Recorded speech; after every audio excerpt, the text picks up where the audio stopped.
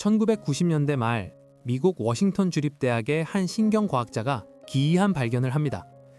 야크 팡크세프 박사는 어린 쥐들의 놀이 행동을 연구하던 중 우연히 초음파 탐지기를 켜두었습니다. 그런데 쥐들이 서로 쫓고 쫓기며 뒹굴 때마다 인간의 귀에는 들리지 않는 50kHz 대역의 소리가 반복적으로 검출되었습니다. 그것은 웃음소리였습니다. 쥐들은 쫓기면서 웃고 있었던 겁니다. 팡크세프 박사가 손가락으로 쥐들을 간지럽히가 똑같은 소리가 터져 나왔습니다. 더 충격적인 건 쥐들이 간지럼을 태워주는 손을 스스로 쫓아다녔다는 사실입니다. 마치 아이들이 다시 잡아봐! 라고 외치며 도망치듯이요. 전 세계 모든 문화권의 아이들은 경찰과 도둑놀이, 술래잡기, 숨바꼭질을 합니다. 언어도 다르고 규칙의 세부 사항도 다르지만 쫓고 쫓기는 놀이만큼은 인류 보편입니다. 아프리카 칼라하리 사막의 부시먼 아이들도, 아마존 열대우림의 야노마미 아이들도, 서울 아파트 놀이터의 아이들도 똑같이 숨가쁘게 뛰어다닙니다. 왜일까요? 단순히 아이들이 원래 뛰어노는 걸 좋아해서라고요? 오늘 마인드랩에서는 이 단순해 보이는 놀이 뒤에 숨겨진 수백만 년 진화의 비밀을 파헤쳐 보겠습니다. 그리고 이 놀이가 어른이 된 우리에게 던지는 불편하지만 중요한 질문에 도달할 겁니다. 당신은 정말 잡히기 싫은 건가요? 아니면 잡히고 싶은 건가요? 잠시 눈을 감고 기억을 더듬어 보세요. 초등학교 운동장 혹은 동네 골목. 해가 뉘엿뉘엿 질 무렵 누군가 술래를 외칩니다. 심장이 쿵 내려앉는 그 순간. 열을 세는 동안 어디로 숨을지 어디로 도망칠지 머릿속이 빠르게 돌아갑니다. 그리고 술래가 다 됐다를 외치는 순간 온몸의 감각이 깨어납니다. 발소리가 가까워질 때의 그 긴장감, 숨이 턱까지 차올라도 멈출 수 없는 다리, 모퉁이를 돌아 시야에서 벗어나는 순간의 짜릿함, 그리고 결국 잡혔을 때 분하면서도 어딘가 안도하는 그 묘한 감정. 이상하지 않나요? 진짜 무서우면 울어야 합니다. 진짜 피하고 싶으면 애초에 그 놀이를 안 하면 됩니다. 그런데 아이들은 쫓기면서 비명을 지르고 비명을 지르면서 웃습니다. 잡히면 억울해를 외치면서도 바로 다시 하자고 조릅니다. 이것은 단순한 체력 소모가 아닙니다.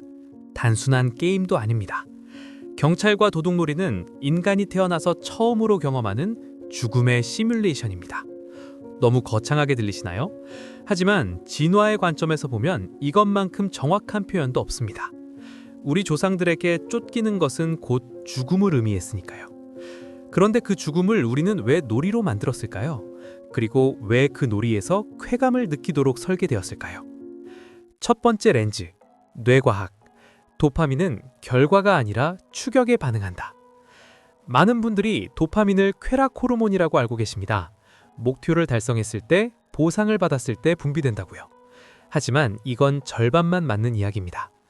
신경과학 연구들에 따르면 도파민은 보상 그 자체보다 보상을 향해 다가가는 과정에서 더 강하게 분비됩니다. 이것을 예측 보상 오류라고 부르는데, 쉽게 말하면 뇌는 얻었다 보다 얻을 수 있을 것 같다에 더 흥분한다는 뜻입니다. 귀 실험에서 이 현상이 명확하게 드러납니다. 먹이를 발견한 순간보다 먹이가 있을 것 같은 장소로 달려가는 동안 도파민 분비가 최고조에 달합니다.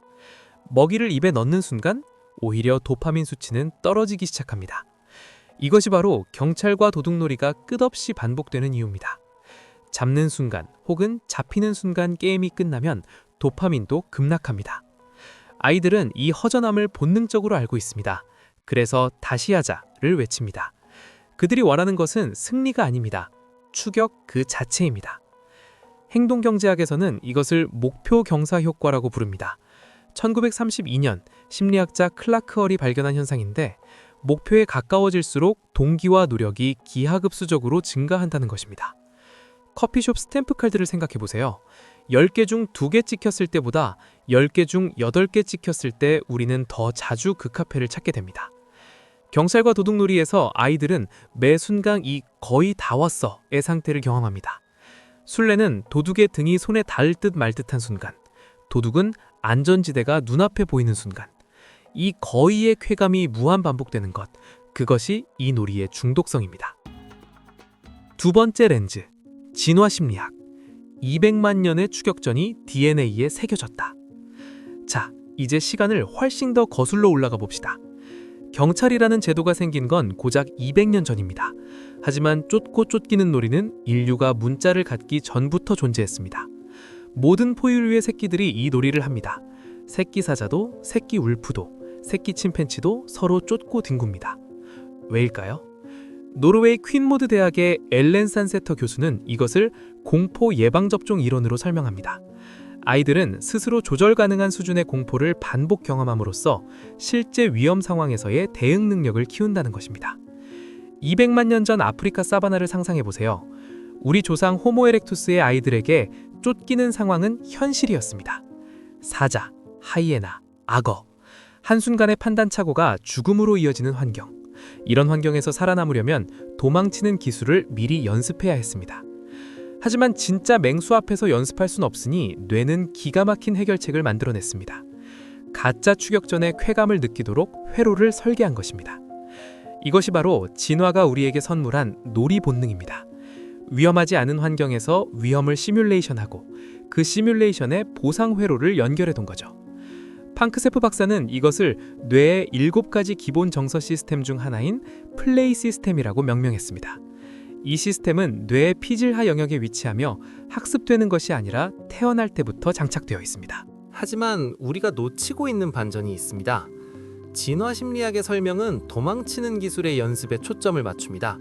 그런데 한 가지 이상한 점이 있습니다. 아이들은 술래잡기에서 술래보다 도망자 역할을 더 선호합니다. 더 이상한 건 도망자들이 종종 일부러 잡히기 쉬운 행동을 한다는 겁니다. 너무 빠르게 도망가지 않고 일부러 소리를 내고 술래가 포기할 것 같으면 슬쩍 모습을 드러냅니다. 왜 그럴까요? 숨바꼭질을 연구한 심리치료사 시라 볼머 박사의 말을 들어보겠습니다.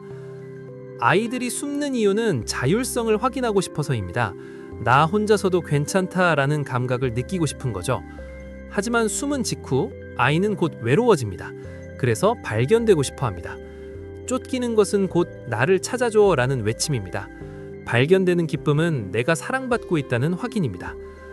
생존 본능만으로 설명되지 않는 또 다른 층위가 여기 있습니다. 경찰과 도둑놀이는 단순한 도주 훈련이 아니라 애착과 분리의 리허설이기도 합니다. 부모에게서 떨어져 도망치지만 결국 다시 잡히고 싶은 것. 독립을 연습하지만 동시에 연결을 확인하고 싶은 것. 이것이 어른이 되어서도 우리가 반복하는 패턴입니다. 연애에서의 밀당, 관계에서의 거리두기, 퇴사를 고민하면서도 떠나지 못하는 마음.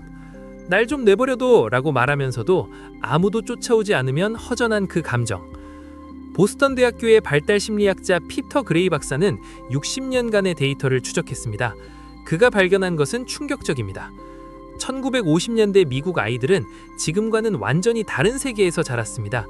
5살짜리가 자전거를 타고 동네를 누비고 6살짜리가 주머니 칼을 갖고 다니고 8살짜리가 학교 운동장에서 레슬링 토너먼트를 벌였습니다. 어른들은 개입하지 않았습니다. 아이들은 스스로 규칙을 만들고 스스로 위험을 조절했습니다. 그레인 박사는 같은 기간 동안 아동 청소년 정신건강 데이터도 분석했습니다. 결과는 명확했습니다.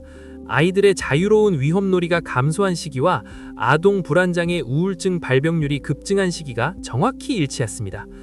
60년 사이에 임상적 수준의 불안과 우울을 겪는 청소년이 5배에서 8배 증가했습니다. 그레이 박사는 이렇게 씁니다.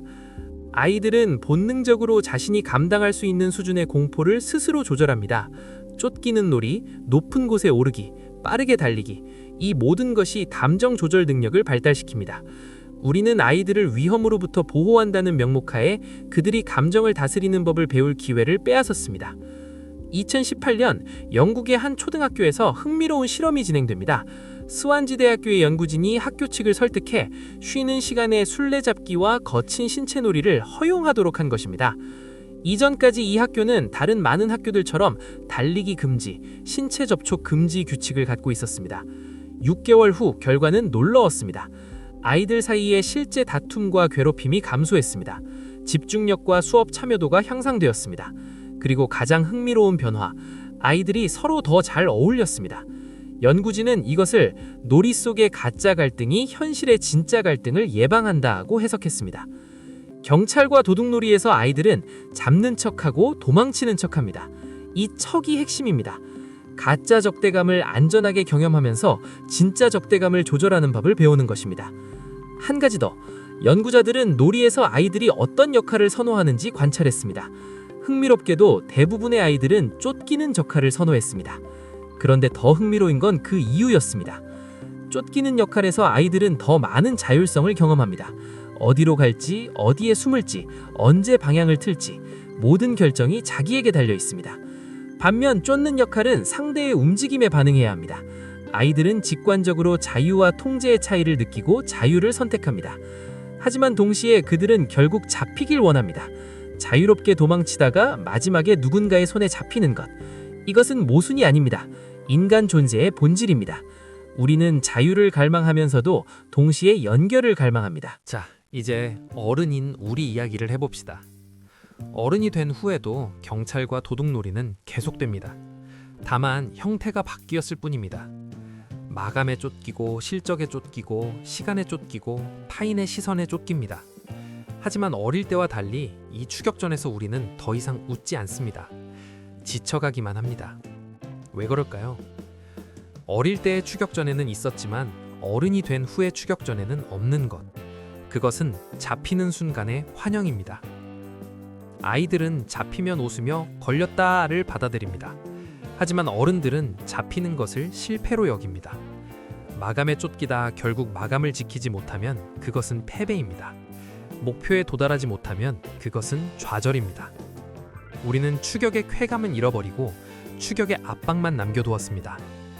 그래서 오늘 마인드랩이 제안하는 것은 명상하세요, 일기 쓰세요 같은 이야기가 아닙니다. 그 대신 어릴 때 본능적으로 알고 있었지만 잊어버린 세 가지 원리를 다시 활성화하는 방법을 드리겠습니다. 1단계, 잡히는 순간을 재설계하라. 어릴 때 술래잡기에서 잡히는 것은 끝이 아니라 전환이었습니다. 역할이 바뀌고 게임은 계속됩니다. 하지만 어른이 되면 잡힘 이꼴 종료라는 프레임이 생깁니다. 목표를 세울 때 도달이 아니라 회전으로 설계해보세요. 예를 들어 이번 달 매출 목표를 달성한다가 아니라 이번 달 매출 목표에 도달하면 그 다음 달은 전혀 다른 방식으로 실험해본다로요. 잡히는 순간이 끝이 아니라 방향 전환이 되면 추격은 고통이 아니라 흐름이 됩니다. 실제로 이것을 실천하는 사람들이 있습니다. 연속 기업가들이 대표적입니다. 그들에게 회사 매각은 끝이 아니라 다음 판의 시작입니다. 이 마인드셋이 그들을 번아웃 없이 계속 달리게 만듭니다. 2단계, 의도적으로 쫓기는 상황을 만들어라. 물론 이런 반론도 있습니다. 저는 이미 충분히 쫓기고 있어요. 더 쫓기고 싶지 않아요. 하지만 여기서 중요한 구분이 있습니다. 강제로 쫓기는 것과 자발적으로 쫓기는 것은 뇌에 완전히 다른 영향을 미칩니다. 상사가 정한 마감에 쫓기는 것은 스트레스입니다. 하지만 내가 스스로 정한 도전에 쫓기는 것은 스릴입니다. 전자는 코르티솔, 스트레스 호르몬을 분비시키고 후자는 도파민을 분비시킵니다. 피터 그레이 박사의 연구를 기억하세요. 아이들은 스스로 조절 가능한 수준의 공포를 선택합니다. 너무 무서우면 하지 않고 너무 쉬우면 흥미를 잃습니다. 어른인 우리도 마찬가지입니다. 일주일에 한 번 당신이 스스로 선택한 미니 추격전을 설계해보세요. 30분 안에 글 한 편 완성하기, 퇴근 전까지 미뤄둔 일 하나 끝내기, 처음 가보는 동네에서 지도 없이 집 찾아오기. 중요한 건 당신이 선택했다는 것과 실패해도 진짜 위험은 없다는 것입니다. 3단계, 잡히고 싶은 욕망을 인정하라. 마지막으로 가장 어려운 이야기입니다. 우리는 종종 혼자서도 괜찮아, 누구의 도움도 필요 없어 라고 말합니다. 독립적이고 자율적인 게 성숙한 어른의 모습이라고 배웠으니까요. 하지만 숨바꼭질을 연구한 심리학자들이 발견한 것을 기억하세요. 아이들은 숨으면서 발견되고 싶어 합니다. 도망치면서 잡히고 싶어 합니다. 그리고 이것은 미성숙이 아닙니다. 인간의 본성입니다. 당신이 지금 누군가에게서 도망치고 있다면 그것이 가족이든 연인이든 친구이든 스스로에게 물어보세요. 나는 정말 혼자이고 싶은 걸까? 아니면 누군가 나를 찾아와 주길 바라는 걸까?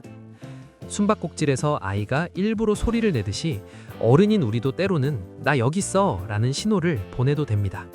그것은 약함이 아니라 인간이라는 증거입니다. 정리해봅시다.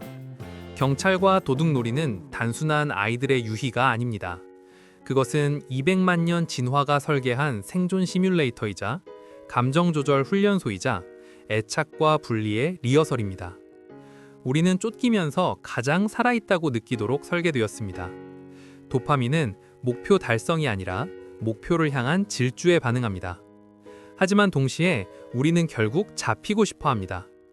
자유와 연결, 이 두 가지 상반된 욕구 사이에서 흔들리는 것이 인간 존재의 본질입니다. 어쩌면 인생 전체가 하나의 거대한 술래잡기인지도 모릅니다. 우리는 무언가로부터 도망칩니다. 실패로부터, 평범함으로부터, 늙음으로부터, 죽음으로부터. 그리고 그 도주가 우리를 살아 움직이게 합니다. 하지만 가끔은 멈춰서서 생각해보세요. 술래잡기에서 진짜 기쁨은 끝없이 도망치는 것이 아니었습니다. 숨가쁘게 뛰다가 결국 누군가의 손에 잡히는 그 순간, 야, 찾았다! 라는 목소리를 듣는 그 순간, 그것이 놀이를 완성시켰습니다. 당신은 지금 무엇으로부터 도망치고 있나요? 그리고 누가 당신을 찾아주길 바라고 있나요? 오늘 마인드랩이었습니다.